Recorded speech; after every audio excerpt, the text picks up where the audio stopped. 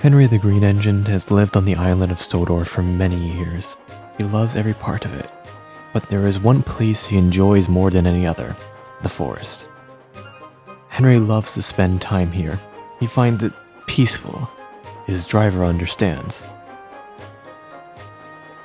Sometimes Henry takes trains from Sodor to the other railway. "There's not as much forest as there used to be," he would say, "but at least there's still one." And for him, that forest reminds him of home, though he still thinks his is better. Henry had finished one of these journeys and was resting in a shed when his driver and fireman walked up to him. "There's a storm coming," he said to Henry, "and it's getting late to try and get back home, so we'll be staying here tonight." Henry felt sad but understood. His driver had been right. Later that night, the storm hit. The winds howled and whistled, and the rain pelted against the roof of his shed. Henry sat in the shed, remembering the storm that had destroyed his forest back on Sodor, but soon fell asleep. That morning, his driver came to see him. "Henry, we're going to be stuck here for a while. Many of the rails are damaged or blocked. The bridge has been destroyed in the storm, and most of the ports suffered the same." "Oh dear, I shall be stuck in this shed. They don't like to use steam engines here anymore," Henry said sadly. "Nonsense. You don't get out of work that easily," laughed his driver. "You're being put to work, and so are we, to repair the way back home. So come along. We don't want to be stuck here now, do we?"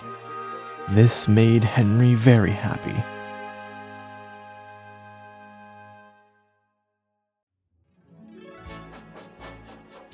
Henry would work hard. Each day he would take stones, tools, and other things to the workmen. He worked hard enough that he made some of the diesels a bit jealous. Not all the diesels were rude. He made friends with a kind little diesel called Forrest, who loved the forest just as much as Henry did, and was named after it. On his way, he would pass through the forest, and to him, it felt like home away from home. One afternoon, Henry was resting in the shed after a long day when Forrest rolled in looking very cross. "What's wrong?" asked Henry. "They want to cut down my forest and then sell it off to be developed, which means soon there won't be a forest anymore. It will become dirty factories and roads." "Despicable. What would they want to do that for?" "They need materials for the repair, which I can't blame them for.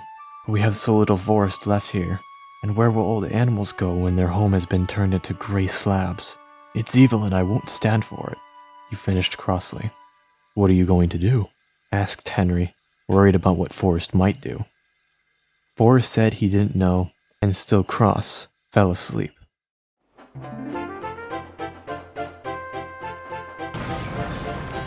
"What was that?" asked Henry. "I don't know, but we should go see if anyone needs help," replied his driver.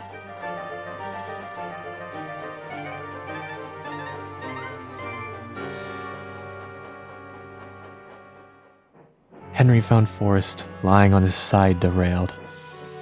And then he saw the forest and how much destruction had already been done. The woods looked so bare.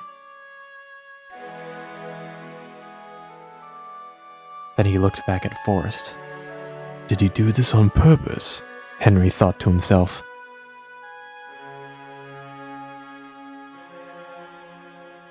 Later that night, Henry was in the shed with Forrest next to him. He wasn't badly damaged, but his repairs would take a while. Forrest sat in the shed, but he was smiling. Henry asked why. "Driver says they won't cut down any more trees. The forest is safe." "You didn't derail on purpose, did you?" asked Henry nervously. "Of course not," snapped Forrest. "Though I do understand why you would ask. No, I was distracted, and the trucks took full advantage of it. Secretly, if I saw one, I would thank them. That crash destroyed the equipment the men needed. It's now cheaper to get the wood elsewhere than to replace the damaged tools."